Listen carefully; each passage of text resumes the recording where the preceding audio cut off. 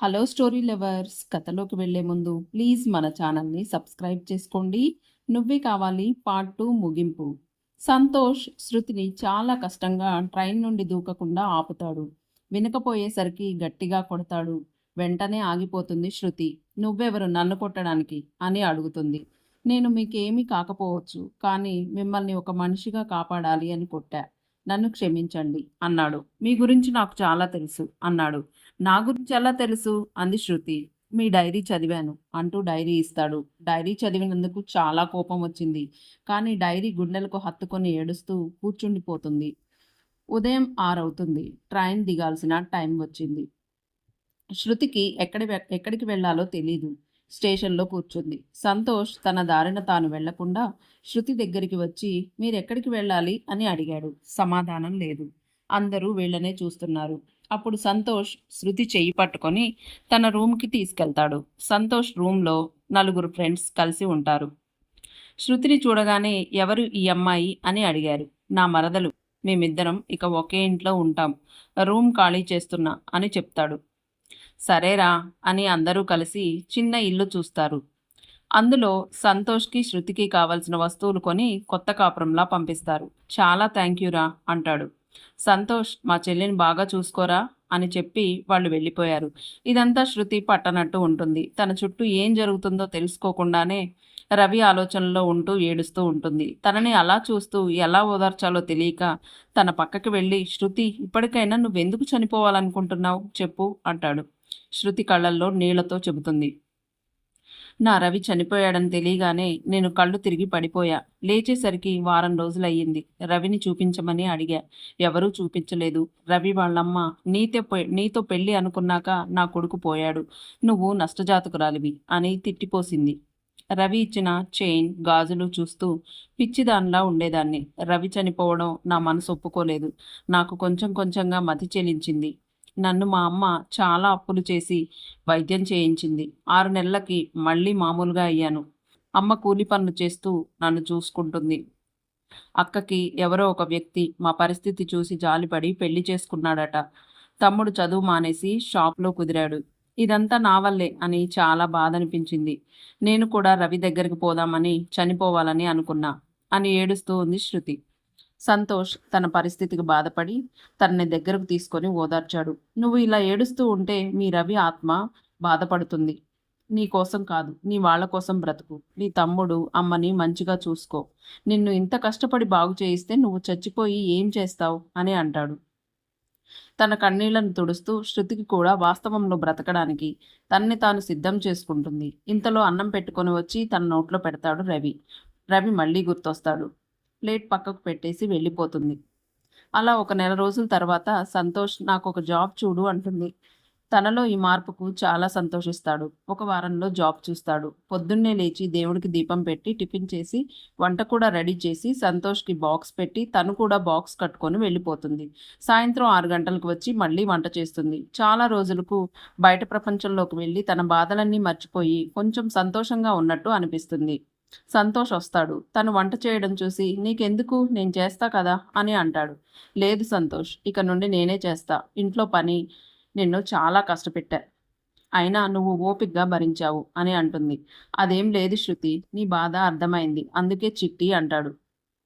చిట్టీనా అని కళ్ళల్లో నీళ్ళొస్తాయి. కానీ ఈసారి ఏడవదు. అలా చూస్తుంది. సారీ, ఇంకెప్పుడు అలా పిలవను అంటాడు. పర్లేదు, నీ ఇష్టం అంటుంది. నీ గురించి నాకేం తెలీదు. అసలు నువ్వెవరు, మీ అమ్మా నాన్న ఎక్కడ ఉంటారు అంటుంది. నాకు అమ్మా నాన్న ఎవరూ లేరు. నేను ఒక అనాథని. అనాథ శరణాలయంలో పెరిగా. ప్రేమగా అన్నం తినిపించే అమ్మ లేక, ఎత్తుకొని తిప్పే నాన్న ప్రేమ తెలియక, అక్క చెల్లి ఎవరి ప్రేమ తెలియని అనాథని. నాకు 4 ఫ్రెండ్స్ మాత్రమే ఉన్నారు. కానీ నిన్ను చూసినప్పుడు దేవుడు వాళ్ళందరి బదులు నిన్ను చూపించాడు అనుకున్నా అని. సంతోష్ భోజనం మానేసి వెళ్ళిపోతాడు. శృతికి అప్పుడు తెలుస్తుంది, రవి పోయాడని నేను ఇంత బాధపడుతున్నా పాపం తనకి తన వాళ్ళు ఒక్కరు కూడా లేరు. అయినా తను నవ్వుతూ ఉంటాడు. దేవుడు అందరికీ ఏదో ఒక బాధ పెడతాడు. నేను ఇక నుండి నా వాళ్ళ కోసం బ్రతకాలని అనుకుంటుంది. ఇద్దరూ రోజు డ్యూటీకి వెళ్ళి ఇంటికి వచ్చి వంట చేసుకొని మంచి స్నేహితుల్లాగా ఒకరి కష్టాలు ఒకరు పంచుకుంటూ ఉంటారు.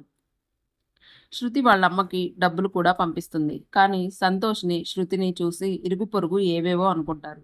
కానీ అవేం పట్టించుకోరు. ఒకరోజు శృతికి జ్వరం వస్తుంది. సంతోష్కి ఏం చేయాలో తెలియదు.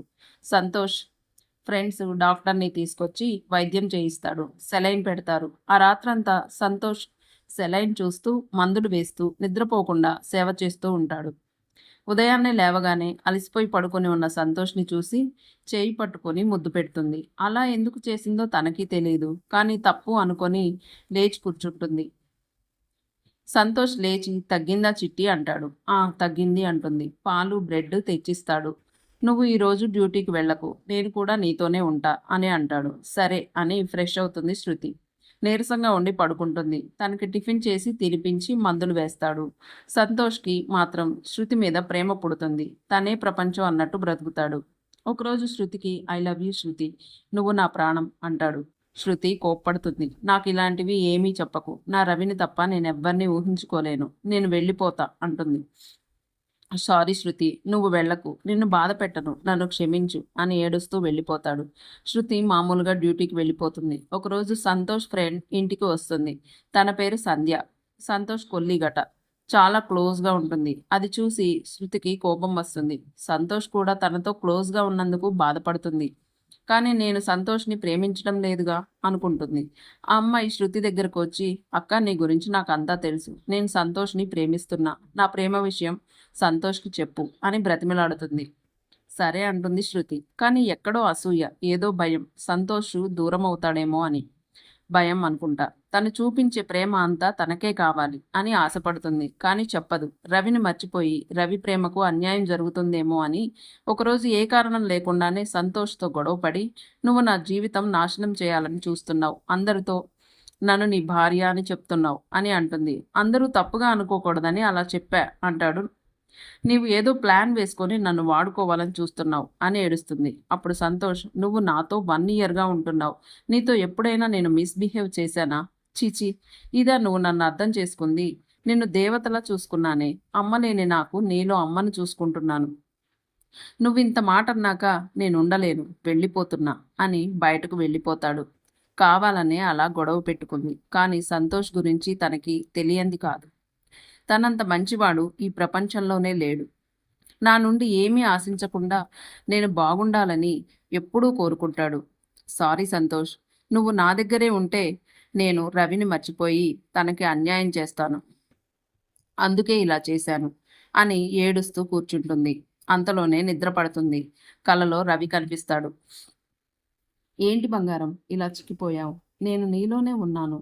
నువ్వు ఆనందంగా ఉంటేనే నాకు ఇంకో జన్మ వస్తుంది. దయచేసి నా ఆత్మకు శాంతి ఇవ్వు. నా మీద ప్రేమతో సంతోష్ని దూరం చేసుకోకు అని బాధపడతాడు. లేవగానే టైం చూస్తుంది. నైట్ 2 అవుతుంది. సంతోష్ ఇంకా రాలేదు. రవి చెప్పిన మాటలు గుర్తొచ్చి ఏడుస్తుంది. కాల్ చేసింది. సంతోష్కి కాల్ లిఫ్ట్ చేశాడు. హలో అన్నాడు. సంతోష్ ఏదో రైల్వే స్టేషన్లో పడుకున్నాడు. శృతి ఫోన్తో ప్రాణం లేచొచ్చినట్టు అనిపించింది. చెప్పు శృతి, ఏమైనా కావాలా అన్నాడు. నువ్వే కావాలి, నీ తోడి కావాలి, లవ్ యూ రా అంది ఏడుస్తూ. సంతోష్ కళ్ళు తుడుచుకుంటూ, వచ్చేస్తున్న చిట్టి నీ దగ్గరికి అను అని పరుగు పెడతాడు. ఈలోగా పెద్ద సౌండ్ వస్తుంది. ఫోన్ స్విచ్ ఆఫ్ అవుతుంది. సంతోష్, సంతోష్, ఏమైంది, ఏమైంది అంటూ ఉన్న సమాధానం ఉండదు. ఒక్కసారిగా రవి యాక్సిడెంట్ గుర్తొస్తుంది. రవిలా సంతోష్ కూడా దూరం అవుతాడా అని ఏడుస్తుంది. నోరు తడారిపోతుంది. ఒళ్ళు చల్లబడిపోతుంది. కళ్ళు తిరుగుతాయి. స్పృహ తప్పి పడిపోతుంది. తెల్లవారి 6 అవుతుంది. ఎవరో మొహం మీద నీళ్లు చల్లుతున్నారు. కళ్ళు తెరిచి చూస్తే అది తన సంతోష్. సంతోష్కి ఏం కాలేదు. పరిగెడుతూ వస్తుంటే తన ఫోన్ బస్ కింద పడి పగిలిపోయిందట. నేను కంగారు పడతానని నా కోసం పరిగెడుతూ వచ్చాడట. నేను తనని చూసి దేవుడికి దండం పెట్టుకున్నా. నా జీవితం తిరిగిచ్చినందుకు సంతోష్, ఐ లవ్ యూ అన్నాను. లవ్ యూ టురా అని నన్ను హక్ చేసుకున్నాడు. నువ్వు లేకుండా నేను ఒక్క క్షణం కూడా ఉండలేనురా అంటూ నుదుటిపైన ముద్దు పెట్టాడు. సంతోష్ శృతిని పెళ్లి చేసుకుంటాడు. తనకి అన్యాయం చేసిన దేవుడు సంతోష్ని ఇచ్చి న్యాయం చేశాడు. ఇంతటితో ఈ కథ సమాప్తం అవుతుంది. స్టోరీ విన్నందుకు ధన్యవాదాలు. Thank you.